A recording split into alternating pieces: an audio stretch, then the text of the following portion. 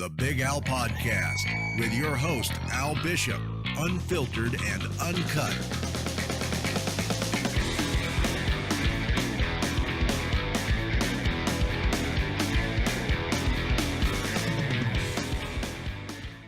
Cool. We've got the champ, Dricus du Plessis, back. I think this is our third date officially now.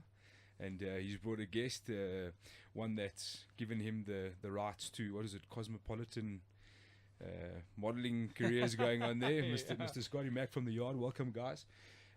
It's fight week. There's a lot of stuff going on. Obviously, finishing up your touches, weight cutting, all of that sort of thing. So thanks for the time, guys, and welcome to the show, man. Thank you very much. Thanks, Awesome Big Al. to be Good to be here. Sure. Great to be here once again. Yeah, so Dricus, here we are again. EFC 59 for Deepa is a no-show. New opponent, new contender. We don't know much about.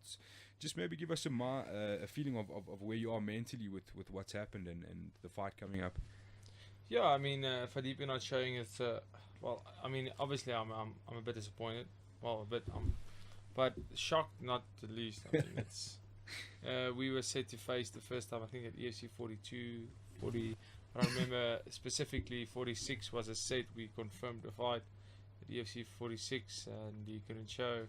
Then we were set at 56, didn't show, and now we were set again, didn't show. So, I mean, like I said it at the media day as well, that there's no way the UFC, if they want, they can take my belt, let Fadipe fight whoever he wants to for the belt, if he ever, because then he'll show.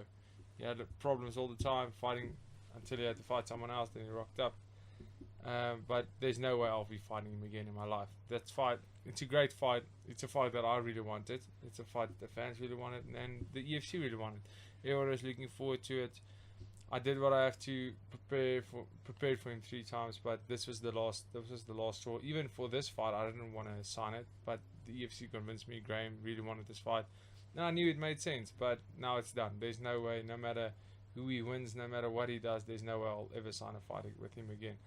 But as far as my new opponent goes, no, mentally I'm at the same place. I never go in there and think, this is my opponent, this is what I have to do. I go in there and I do what I have to do.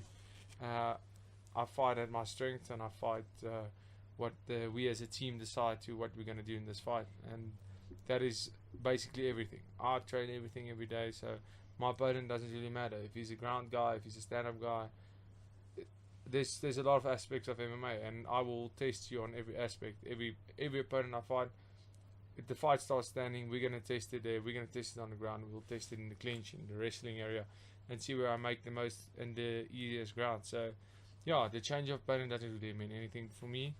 And mentally, I mean, I want to keep my belt, Sure. regardless of who I'm fighting. I want to keep Sure. my belt, and I'll do anything. Like I always say, a lot of people say they're willing to die in there, but I really know that I am. And every time I go in there, I actually tell my family goodbye.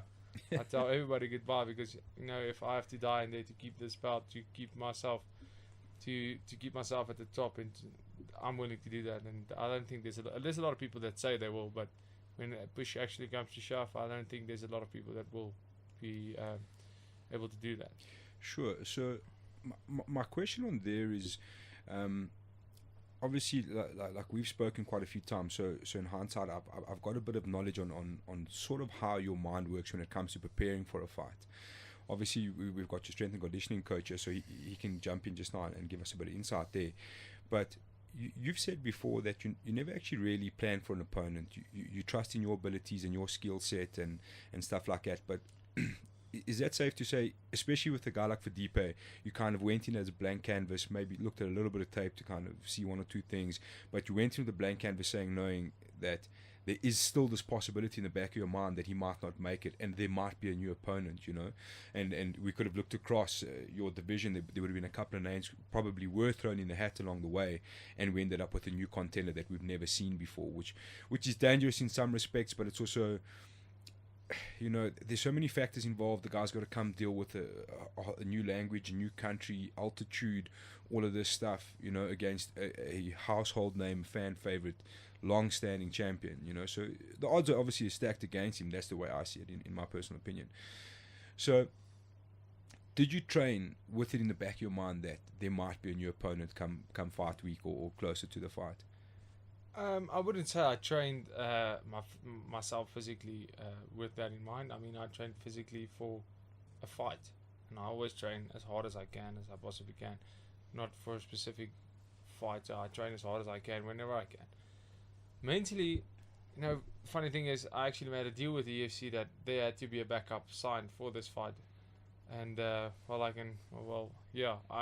had the agreement with them that I want Cameron Pritchard to sign a contract that he will be fighting if Fadibe didn't show. Sure. A lot of people want to see the Cameron Pritchard fight. I'm fine with that. He's like on a 5-fight win streak. But there's a lot of people that say they want to fight. Let me fight the champion until they get the call to fight the champion. And there was quite a few people who got the call to fight, and all of them said no. And that's why we had to go and find a contender elsewhere.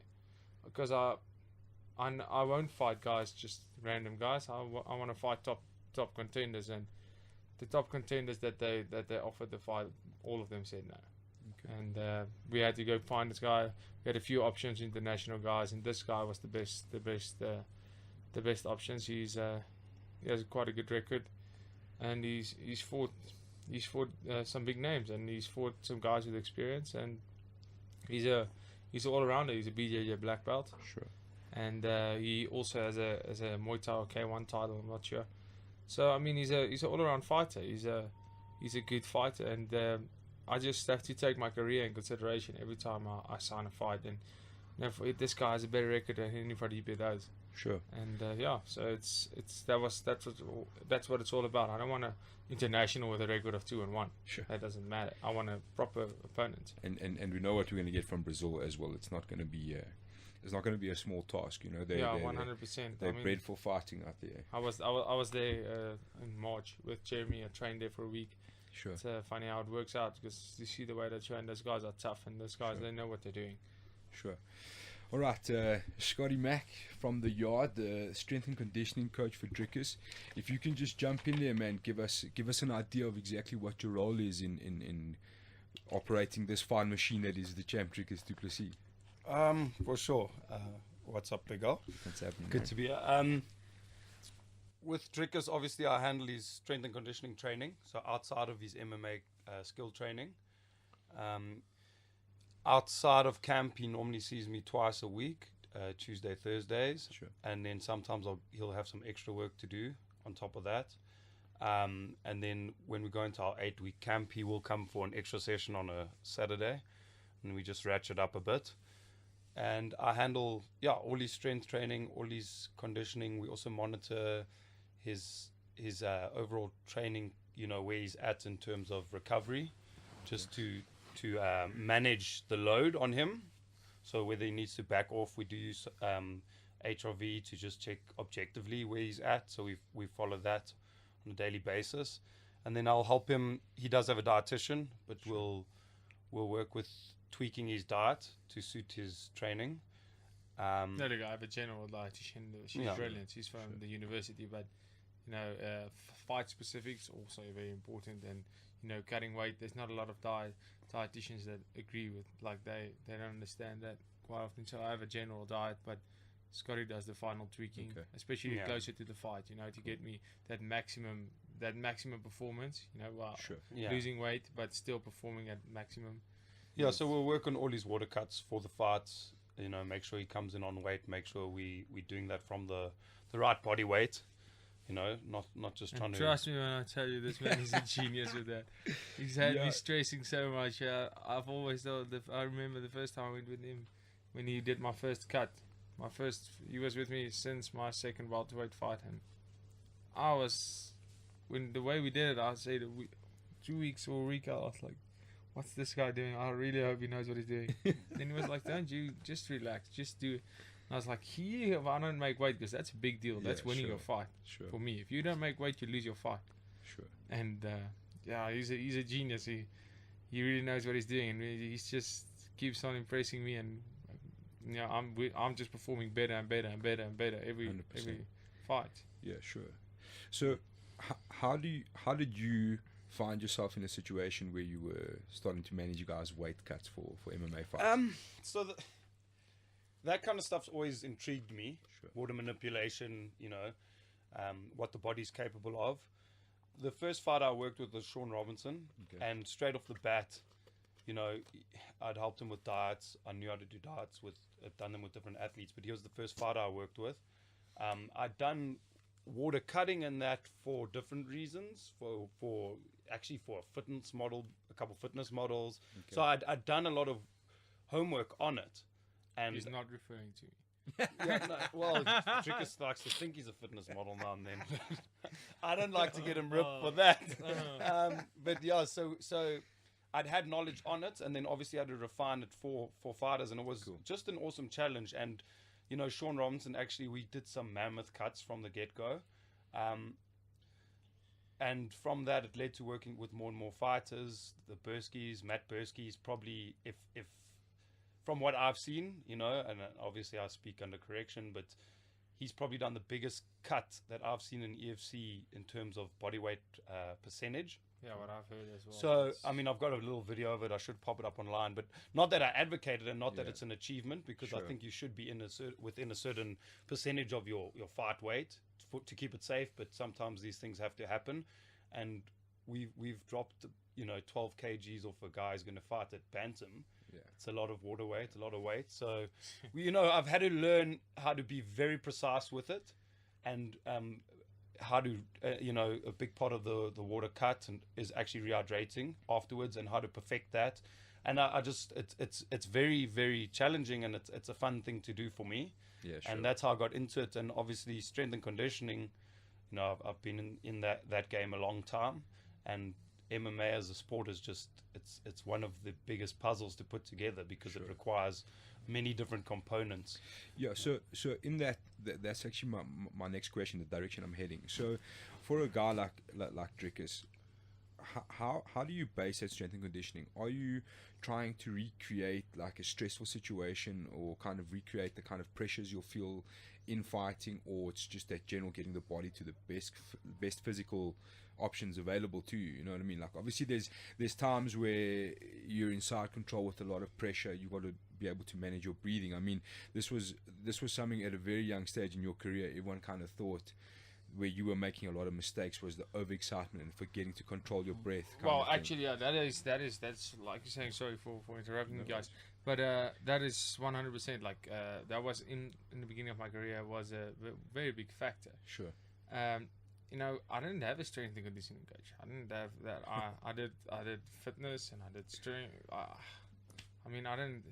The first time I've been training with Scotty now for 2 years, and that's not even 2 years yet. Almost 2 years. Yeah, almost 2 years. It's like a year and a half now.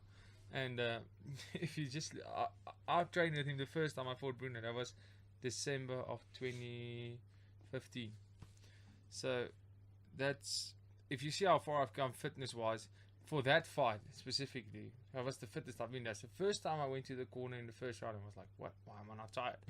And a big reason for this is I will go 100%. When I get in there, I go 100% from start to finish, and we'll see whose tank gets emptied first. And that's still the way I fight. I just now have the tools. I have the gas tank to do it. And the reason is there's so many aspects. I think, okay, cool. In training, I train for 2 hours at a time, so why can't I fight for 15 minutes? Sure. I should be able to. But there's so many components, and not only breathing wise, breathing definitely, but that comes with the experience of being calm when you fight, of the big lights and all that. Sure. That's something that changed. It's still not 100% for me. I have a lot of experience to gain in terms of that. But your muscles, the endurance your muscles have, I, for example, was very strong, but for such a short period of time, if I do that for long, I gas quickly, and that's something that changed so completely. And that's why a lot of guys, even when I fought Martin, I remember that was a big statement of him saying, we know Drickus will gas. His arms is going to gas because he goes full speed. Kind of the opposite happened, eh? And then exactly the opposite of that happened, because people don't realize how I'm evolving all the time. And Sure. I mean, if as a fighter, skill wise, from my team at Team CRT, and then fitness wise, because now I can apply that skill and that power that I have, and apply it for 5 rounds. Sure. And that's something that's getting harder and harder for my opponents to deal with, and that's something that Scott's been. I mean, he saw that. He knows exactly how I fight. He can see me how I perform when we do certain exercises. He's like, okay, I'm doing great here until a certain time, or I can do it for long, but I'm not strong enough, and he just tweaks it perfectly. And that's why my last few fights, fitness has actually won me my last 3 fights, I would say. Sure. Like it's played such a big factor. People just can't keep up. 100%. So just to go back onto that, your side, that's Dricus' side. So how are you kind of planning out like a workout routine? Is it, like I was saying, kind of more just to get to the best physical abilities, like VO2 maxes, those kind of things, and strength and that kind of thing, or are you creating programs that makes him like try and simulate the stresses of an MMA So fight? I mean that's an interesting question, and within strength and conditioning and sports science, it is a topic that's heavily debated. It's, you know, how specific do you go with your strength and conditioning for the sport? Sure. And you'll get one camp of people who would say, you know, they're the sports specific guys and they try to create similar movements in the strength and conditioning as MMA. And get it as close as possible and become more powerful and have more endurance in those exact MMA movements in the strength and conditioning scenario. And then you get another camp who would say, you know, strength is general and it's all going to benefit your MMA. So if you squat or deadlift or do pressing and pulling, that's all going to translate to the specific skill because your overall strength is greater. And I am of the belief that, you know, you develop your MMA specific strength and conditioning in the MMA gym. You've got more than enough going on. You know, Dricus has a Wednesday where he's wrestling in the morning and then he's got MMA again in the evening. And every single day he's at least got one MMA session. So now for me to go and when he comes to the yard to do strength and conditioning, try and do the exact same thing, he's already getting more than enough of that specific development. So our approach is more general. So we'll get him generally stronger. I want to see him being able to, no matter what time of the year it is, pull a heavy deadlift. So I know his posterior chain is strong and that his overall absolute strength is there. So that's something we've built up and he has the strength. That's just one movement I'm using as an example. Sure. But we'll always, you know, camp on the biggest difference with Dricus and a lot of other fighters I've worked with, and that you know, a lot of fighters within the South African scene, just because of the nature of it being sort of semi-professional, if you want to say, they fight camp to camp and they train camp to camp, and even more so with their strength and conditioning.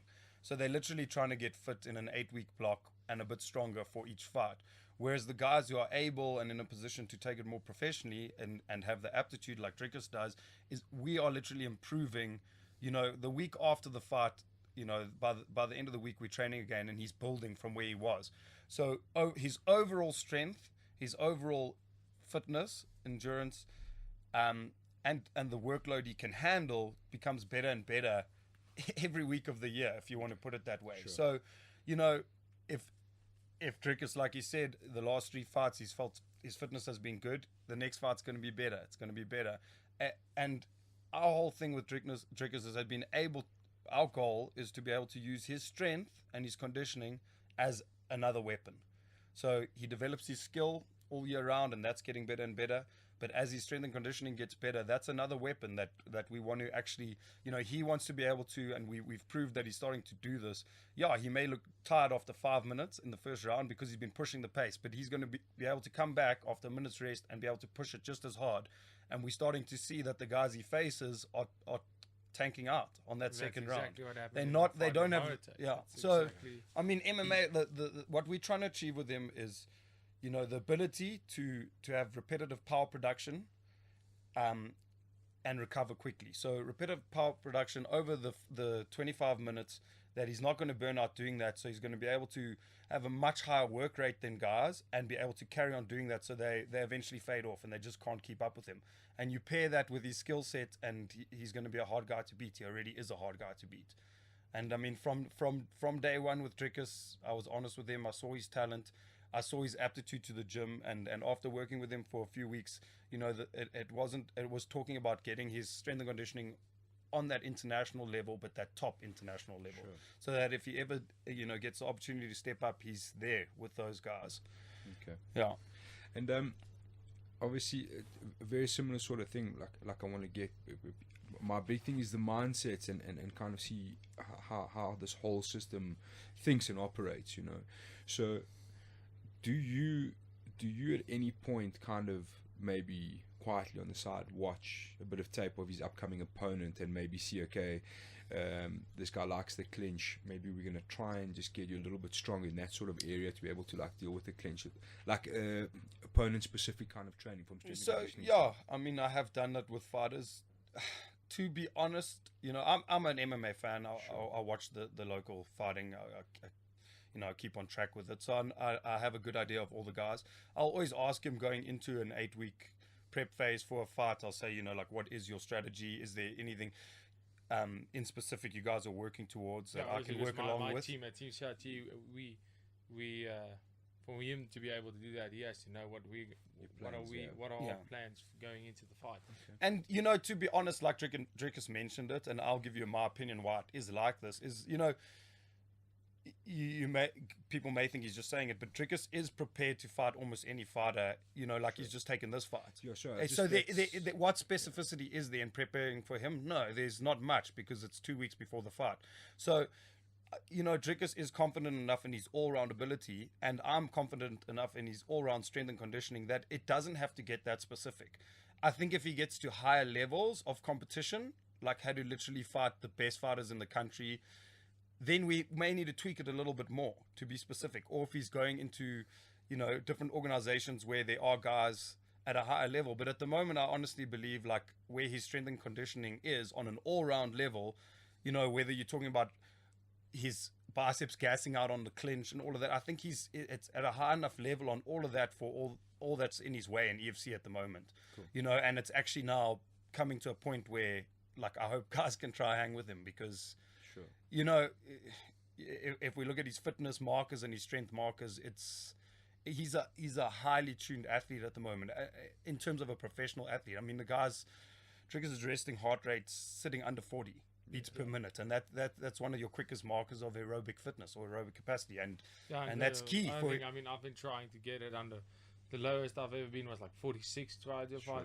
Started with Scotty, went lower. I remember my title fight against Martin was 40 on the dot. Okay. On fight week, and I mean, I've been for 3 days straight. I mean, this whole week it's been a sub 40. I've been 39, 37 beats per minute. So I mean, I'm shocked every time I look at it. I'm like, what? That's amazing. So like, I mean, going back to what I was saying about the professional, you know, like, Drickus is a professional at this. It's his full-time gig. Yeah, sure. The nice thing is, so now we've reached that aerobic marker that we said, like, his resting heart rate's under 40. He's pulling over 200 kg deadlift with ease, you know. He's doing weighted pull-ups with a 48 comfortably. You know, there's many different things. His power production is really good, you know, testing him with plyometric stuff, that kind of stuff. But after this fight, he's got that base that he works off even more and more, and it just becomes honed in that much more. And his ability to handle a workload now is that the amount of volume he's getting through with his skill training and strength and conditioning within a week, it's enough now that he can, you know, that guys won't keep up with him. Yeah, and the overtraining doesn't, like, Scotty monitors my overtraining. Like, it's the greatest thing. I mean, I used to train. That was usually my biggest problem. You know, I think I've trained so hard. Like, I remember going into fighting in the beginning of my career, and I'm like, there's no way anybody can train harder than me. I'm training 6 hours a day. I'm really doing everything because I got tired in my last fight. And literally, overtraining is such a big part of the game. People don't realize that it does more damage than I would say the first thing we undertraining. changed was, the first thing I did when Drickus came in, just chatting to him and going through the processes of seeing where he's at, is actually cutting down his training. Sure. And that's, I mean, Being more clever, not training. More effective, yeah. Training Yeah. less, more effective training. And ever since that happened, ever since that happened, we started doing that. I was just amazed to see what they were busy doing with how this overtraining. I was like, how will you monitor? I felt like this. I'm tired, but every single motivational speech you listen to, they tell you, if you're tired, just keep on going. I wake up and I can barely walk, but I'm like, I have to go train. I train as hard as I can every single time, and that's one of the worst things you can do. And now, there's a way to measure it. Something my coach, my head coach, Monet Visser always says: if something's not worth measuring, it's not worth doing. Sure. And the fact that Scotty can measure showed me the way to measure my training. Should I tape it down? Can I take it up a notch? It's just amazing. And now, I mean, I'm feeling great all the time. I'm not depleted all the time. I'm feeling great all the time because it doesn't help if my muscles aren't gonna. If I'm gonna do a hard session today, and I did a hard session yesterday, too hard today, I'm gonna do more damage. I'm just gonna break myself down again.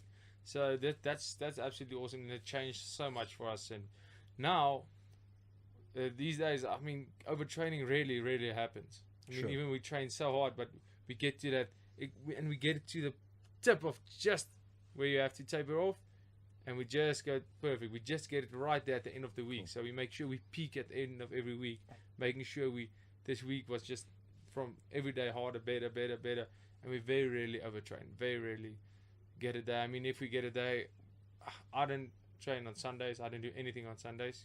I'm a Christian, so I believe training and fighting is my job. So I Sure. don't do anything to do with fighting on Sundays, and that's my rest days. That's the days I take off completely. I don't take off any other days, but unless necessary.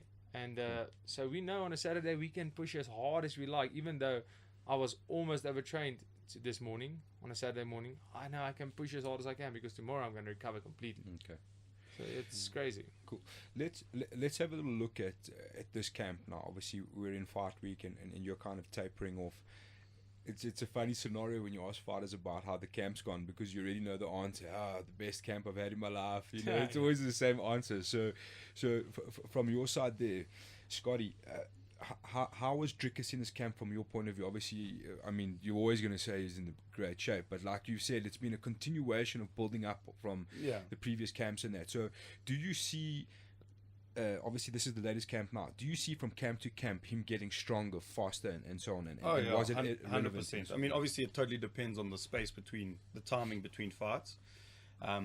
He was well prepared for his fight that didn't happen in Oz. Yeah, you know, because of the scenario and that, and he came back from that, and he, you know, unlike a lot of other athletes who fade away for a couple of weeks in the beginning of the year and just have, you know, he had the mental ability to, he wanted to push straight away, and we got back at it straight away. And like I was mentioning, his aerobic capacity and his aerobic fitness is on point. It was on point going into the camp. So unlike some fighters, when they start, say, their 8-week block outside of the camp, we didn't have to do much aerobic work, just maintenance on that. So we were able to really hone in on, you know, like his anaerobic capacity, his threshold training a little bit more than normal, a little bit earlier. And now we're finishing off with speed work and just power production. But yeah, going back to your question, it's awesome to watch and work with a guy who doesn't take, you know, a month off in between fights, and then you have to start all over again. And Sure. and we are just literally we're building on it each opportunity. And it's not to say that for the rest of his career he's going to get fitter and stronger. You know, strength and conditioning is one piece of the puzzle, and we're getting him to a very high level there. You know, there will be a point where, you know, where it's almost a maintenance thing, and then tuning in and peaking for each fight, and then we can learn more skills within the strength and conditioning, you know, at the gym. Sure. We have had that opportunity already in between fights where we can start doing some strict ring muscle ups and different movements, so his movement vocabulary increases as well, because, you know, he's not just a fighter who needs to get straight back to the deadlifts, pull-ups, that kind of stuff, and pull. But he's already got that. He's already got the strength. So now we can take it another level. You know, we can start playing with some primal movements and have more fun with it. So yeah, definitely building. You know, from each week, each 4-week phase, we're building. You know, and that's purely because of Dricus's professionalism around it. Other fighters I've worked with, it's you know, like, try and keep them training between their camps, and then 8-week camp we have to start all over again. Sure, almost. So yeah, and that's also the nature of in my opinion, the semi-professional nature of South African MMA, and it's no one's fault. You know, EFC's given guys an awesome professional platform to compete on, but the sport is still growing. So the Yeah. guys don't have the funding yet to say, oh, I'm going to just be a full-time fighter and be able to train like this and have the hours in between training to recover. No, the guys are working full-time jobs. Some of them are running companies in between. So it's a different picture with each fighter that you Sure. work with. And, you know, Dricus has worked hard that he's able to, you know, and he's worked for his sponsors, that he's able to do this professionally. So a big part of that is that he also can have the downtime in between training sessions to recover. So that's where he's getting more benefit from the work he is doing. Whereas other guys, you know, they want to train like that, but because they're not in a professional situation and they can't recover from that much training, they try to do it and they literally burn themselves out, or it's almost counterproductive. Sure. Yeah, So- yeah, exactly. I mean, like like- you're saying. I mean, you get I've always said the Brewski brothers. I have mad respect for those. Like, you know, they're running a company, they're working, their plumbing company, and they're doing hard labor. I mean, they're up in the mornings at 4. And I know me Yes, and and Gareth, taking me and names, Dave, we are very, very good friends. And Scotty also. That's how I actually met Scott, through the Brewskis when they started joining our team. And you know, those guys, they just love the sport so much that they are willing to do a session in the morning in fight camp and go do a full day's work on site in the sun, do hard labor, Sure. come to the session in the afternoon at CIT, have a hard session and keep that up for 8 weeks. That's amazing. I mean, I'm obviously doing more sessions and doing a bit more because this is what I do full time. And Yeah. I realized, like, that's what I have to do. It's kind of throwing all your eggs in one basket. If this doesn't work out, then you could say, oh, what are you going to do now? Sure. But I've realized that if I want to compete in the biggest level in the world, then I do believe that I will become the UFC champion. I just can't do. For me to be able to do it in the fastest possible way, and not go too early, not go to get there as fast as I can. I need to do this as a 100% job. And like I said, I'm so thankful for all my sponsors, the people helping me, even like Scott. He helps me, and the effort and stuff that he puts into me, the professionalism, the training I'm getting, the quality of training. That's a pretty penny. You don't know how much that would cost Sure. to get the kind of. I mean, I have a personal dietitian here. I have a personal fitness coach. I have personal everything, making sure my body performs at 100%. And he's doing that for me. That's part of a sponsorship. And without people like that, this wouldn't be possible for me. And that's why I think the sport, it is starting to. There's so many more people that's starting to doing this full time.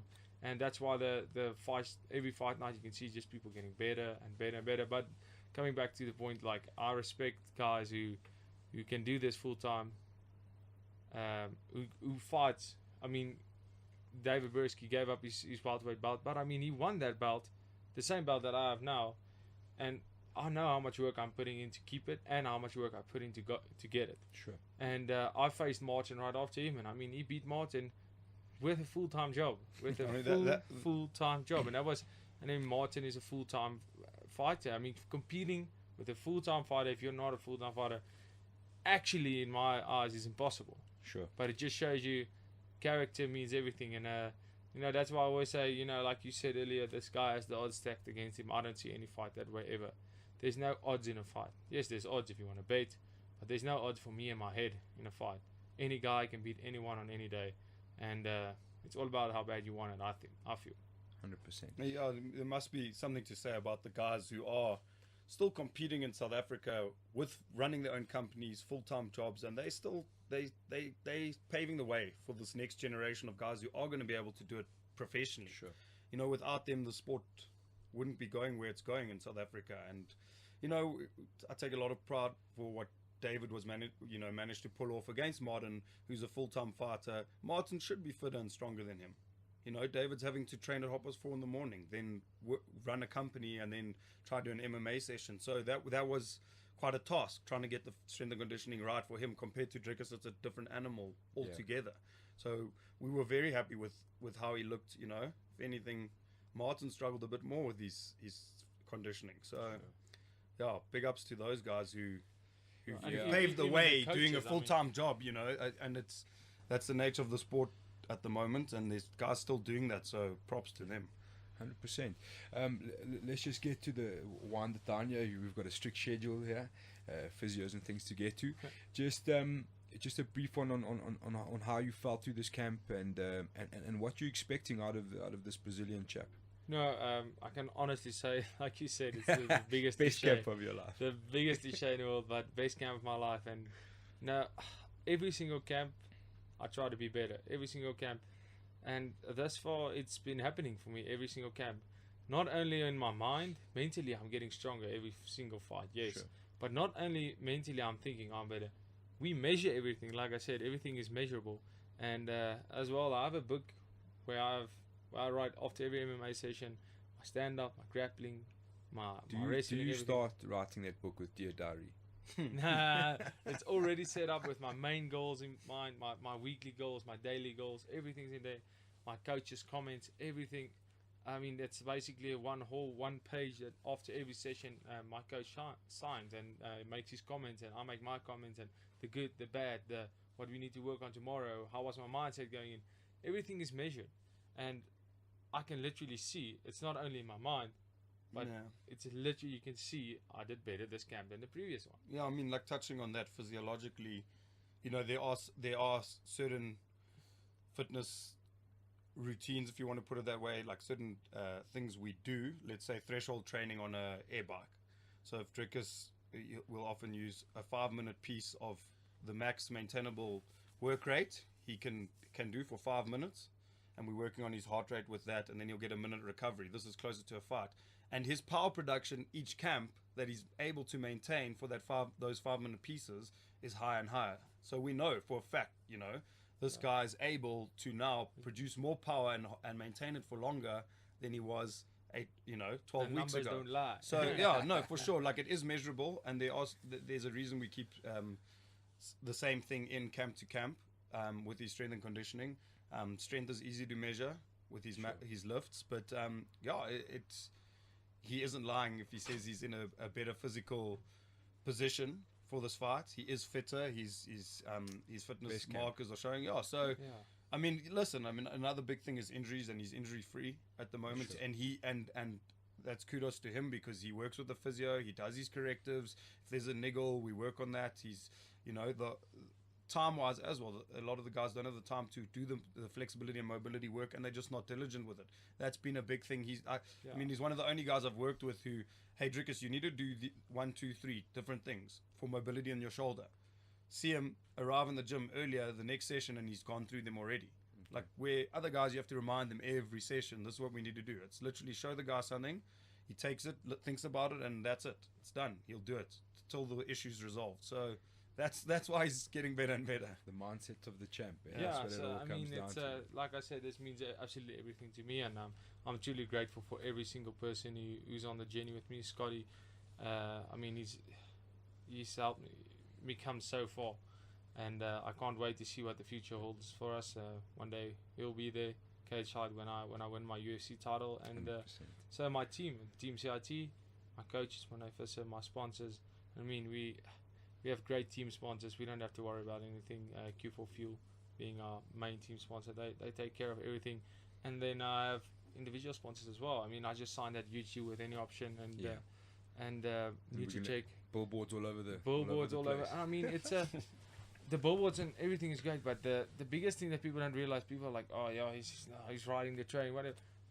The biggest thing for me is how I appreciate the fact that these people they appreciate the fact that they can see the Sage is putting everything into this, and I'm just glad that people love to see and appreciate the hard work we put in, and they're willing to give their support. They're supporting me. Without them, I would have to have a job, and I wouldn't Sure. be half the fighter I am today. And 100%. it's so cool, and I'm really feeling great, and I'm going to this camp, and this will be the best of me that you have seen. I know that. I know I'm going in there with the right mentality. My mentality gets better every time, and this will be the best Still Knocks you've ever seen. I'm going in there to finish the fight. Like I said, every fight, I might finish it in the 5th round. I might finish it in the 1st, 2nd. I don't know. Maybe it goes to a decision. I don't know. But every single time, when I step in there from second 1 to the last second, I try to finish. I don't try and force it.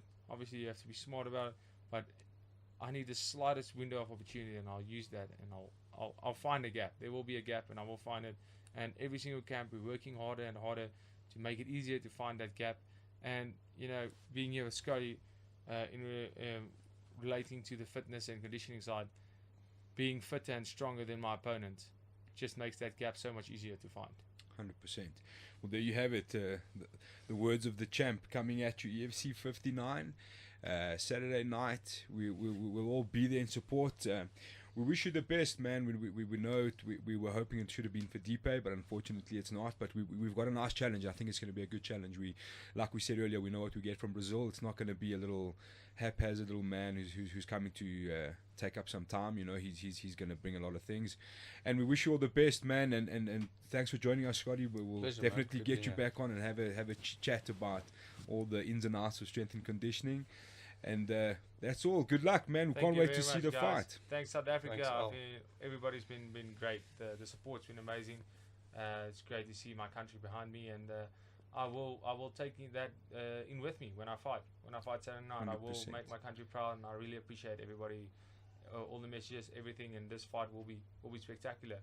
So you just said, unfortunately, it's not Felipe. Fortunately, it's not Felipe. I mean, he's Felipe. Whatever. He's in the past. Sure. He's past it. I think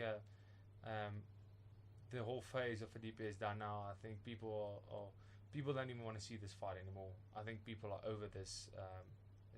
I think it's past us, and this Brazilian guy, it's going to be awesome. I'm really looking forward to testing myself against the best in the world, and he is one step forward. He is 1 step 100%. forward in testing myself against the best the world has to offer. 100%. And just a note on that card, in case somehow some people missed it, your brother's also on that card. He's fighting yes, my your brother's former actually opponent, fighting Bruno Bruno Makulu. This is a big step up for him in competition. I mean, this is only his third fight. He's 2-0. Bruno has 10 fights, if I'm not mistaken. He's a very experienced welterweight, actually. But Sure. I know my brother. He's actually a full-time lawyer. He started his firm this year, so he's obviously one of those guys that I respect so much. Sure. I can't even explain to people like what he's been going through, what he does. I see it every day. I mean, we live together.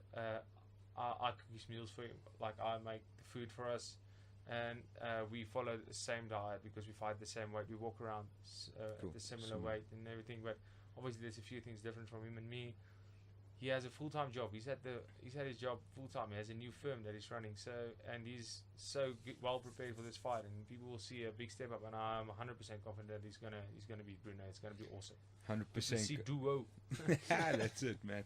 Well, that's a wrap, man. Thanks for joining us again, guys, and all the best. We'll see you fight night, bud, and we'll see you bringing back that belt back here someday soon. Thank you guys. Thank you very much. Ciao. On Saturday, 13 May at Carnival City, nations will collide as EFC welterweight champion South Africa's Dricus du Plessis clashes with his biggest threat from Brazil, Jose de Rocha, and England's striking superstar Joe Cummins takes on the tenacity and toughness of South African Sean de Lunga.